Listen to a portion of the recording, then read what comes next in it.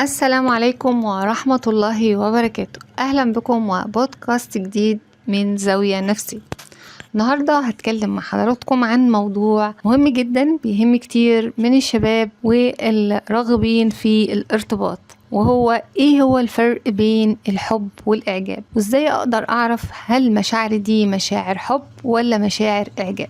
الحب والإعجاب من المشاعر الإنسانية الجميلة اللي بتخلي حياتنا مليانة بالسعادة والبهجة، لكن في نفس الوقت ممكن تكون مصدر حيرة لبعض الناس، خصوصا لما بيكون صعب علينا إن احنا نميز بين الإعجاب وبين الحب.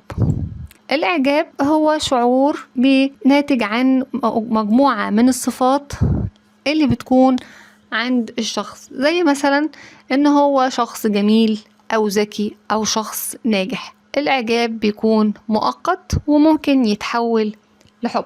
أما الحب هو شعور أعمق من الإعجاب، بيكون ناتج عن رغبة في التواصل والقرب من شخص معين. الحب بيكون في مجموعة من المشاعر العاطفية زي الاهتمام والاحترام والرغبة في سعادة الطرف الآخر. في مجموعة من الفروق اللي بنقدر بيها نميز بين الحب والإعجاب، زي ما قلنا بعضها في تعريف الإعجاب وتعريف الحب، إن الإعجاب فيه صفات معينة زي جمال الشخص وذكائه ونجاحه، لكن الحب هو ناتج عن رغبة في التواصل والقرب من شخص معين. الإعجاب بيكون مؤقت، لكن الحب بيكون أكثر ثباتا. الإعجاب بيكون شعور من طرف واحد في كثير من الأحيان، لكن الحب غالبا وفي معظم الأحيان بيكون شعور متبادل. إزاي أعرف إن أنا بعيش مشاعر حب؟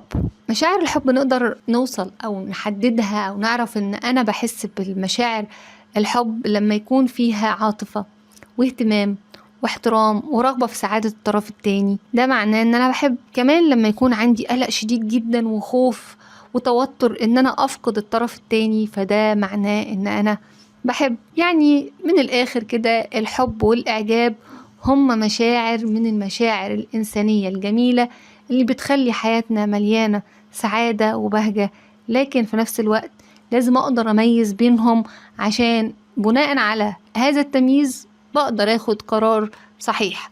أما إذا أخطأنا بالمشاعر الحب والإعجاب ممكن ناخد قرارات تضرنا فيما بعد. طب إمتى ممكن يتحول الإعجاب لحب؟ الإعجاب ممكن يتحول لحب إذا كان الإعجاب ده في نحو شخص معين. يعني إذا أنا قدرت أحس إن الشعور اللي جوايا تجاه شخص معين هو عبارة عن راحة وانسجام تجاه الشخص ده، إن أنا بكون قادرة أفهم الشخص ده وأقدره، ده بيساعد على إن أنا أشعر إن إحساسي بالإعجاب تجاه الشخص ده بدأ يتحول لحب. كمان لما أحس بالعاطفة تجاه الشخص ده والاهتمام، بحس كمان إن أنا مشاعري بدأت تتحول من إعجاب إلى حب. رغبتي في إن الشخص التاني يكون سعيد، ده بيساعد على تأكيد إن المشاعر دي هي مشاعر حب. إمتى ممكن تتحول المشاعر الإعجاب لحب؟ لما يكون الطرف التاني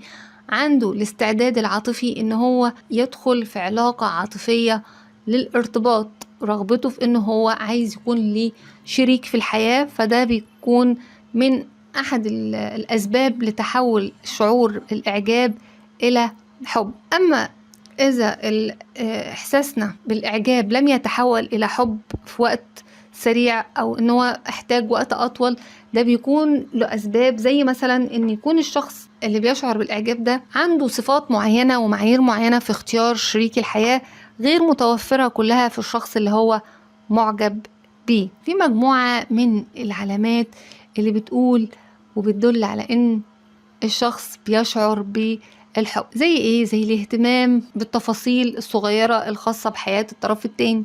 يعني انا مهتمة بالحاجات اللي بيحبها وبأصدقائه وباهتماماته وبأهدافه. من العلامات ايضا ان انا دايما عايزة اتواصل معاه، سواء كان في الكلام في التليفون او ان انا ابعت له رسائل او ان انا اشوفه بشكل مباشر. دايما وهو موجود الشخص ده انا بحس ان انا سعيد جدا، او بحس ان انا سعيدة، بحس ان انا مرتاحة في وجود الشخص اللي انا بشعر تجاهه بمشاعر الحب.